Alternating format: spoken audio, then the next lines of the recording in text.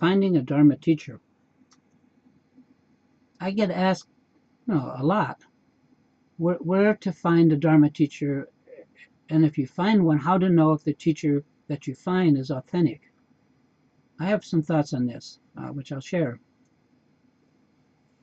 Of course, you can go to a well-known teacher and see if they will accept you as a student. In my case, I've had to share my Dharma teacher of 33 years now with probably thousands of students, so the time that I get to spend with him is pretty brief, but still very fine. So as for vetting a teacher on your own, here's what I would do. From the first moment that I met my teacher, actually before, but that would be a whole nother story, we somehow clicked. I just instinctively knew that I was in good hands. Now, you may or may not have that experience, but one thing that has to be there is that it has to be like in Dharma teaching, is the way that the teaching comes across to you from the teacher. There has to be a real connection. You have to understand. That's the whole reason you have a teacher. It has to grab you, and you actually have to learn. You're able to learn from this person, and that's the whole point. There are said to be, figuratively speaking, 84,000 dharmas, and thus 84,000 kinds of Dharma teachers and 84,000 types of students. If what's being presented by the teacher, Dharma-wise, if you feel it in the gut so that it inspires you, that's a good sign that the teacher and the teaching is working. You can't just choose a teacher by their appearance or by their personal habits or likability and all of that social expectation. You either can actually learn from the teacher or you can't, and that's the criterion. If you do find that you're learning from a teacher, then you could ask them if they will accept you as a student. But don't be surprised if they're just too busy or not interested or already committed or overcommitted. Don't take a rejection personally. If they do accept you as a student, then you can work together. If not, keep looking. If they accept you, then don't expect that they're going to do the work for you, because that's your job. They can, however, as I've mentioned, act as a guide, a spiritual friend, someone you can take your questions to and always get a clear answer.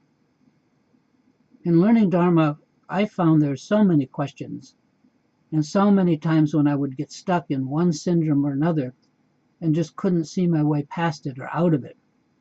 A teacher who knows the road can point out to us how to deal with this or that obstacle, or if they can't, they can certainly direct us to someone who perhaps can.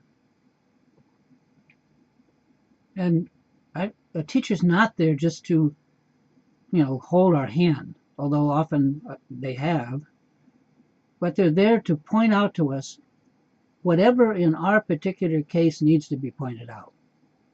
Whether we take their advice, that's up to us, of course.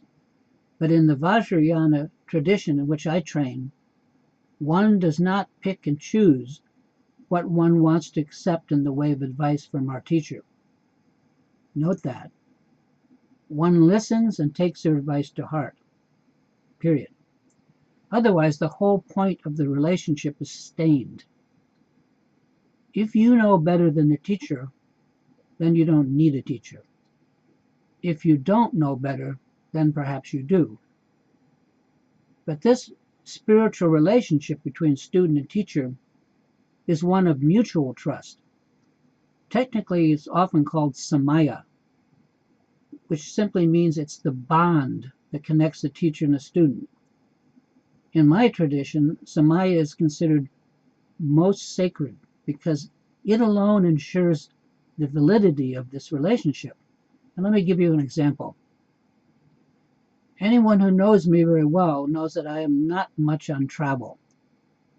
I even think twice about going to the grocery store. So that should tell you something. Anyway, one year, my teacher, out of the blue, and during our yearly brief interview, told Margaret and I to go to Tibet and to go see His Holiness the Young 17th Karmapa Urgyen Trinley Dorje. This, of course, was shocking. And when I, in response to him saying that, stammered out something like, well, Rinpoche, I aspire to do that. One day I will do that. Rinpoche replied just very directly, go this summer, within a month. That was it. We went out of that interview with our minds blown. In fact, just a point of fun, this was on a mountain. We climbed to the top of that mountain for the first time that day, just because we were out of it, you know. But we did. We went within a month to Tibet, just because he told us to. So hopefully you get the idea. The bond between teacher and student is sacred. It should be, and it takes both sides to uphold and to maintain it. Rinpoche has always done his part, and hopefully I've done mine. I wish that all of you reading this, if you're open to it, will find an authentic Dharma teacher, someone who can be a true spiritual friend. Such a contact is invaluable. If the Dharma is for you just a casual interest, learning is going to be really difficult. But for most of us, there comes a time in our life when some event or loss shocks us out of our normal life track, and suddenly there we are, just awake and vividly present. When this happens, our usual self can be just momentarily shattered for a few days. And often that seems to be this kind of shock, what it takes to wake us up enough to have glimpses or to get a picture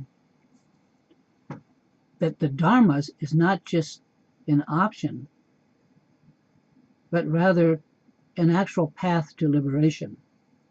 And as hard as those rough times, which we lose a friend or something, those gaps in our otherwise programmed life really are treasured opportunities to wake up and to reach out.